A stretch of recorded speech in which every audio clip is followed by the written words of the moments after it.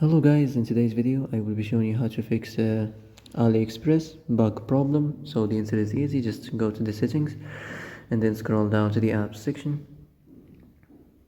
and then go to the search and search Aliexpress, then go to the storage and here you will find this clear cache option. Click on it.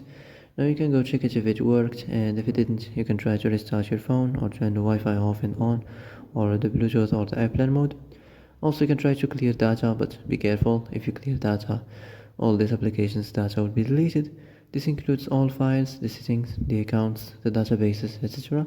So be careful if you want to clear your data.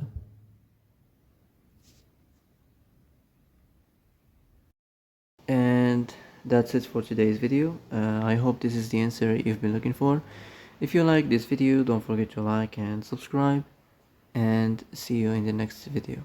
Thanks for watching.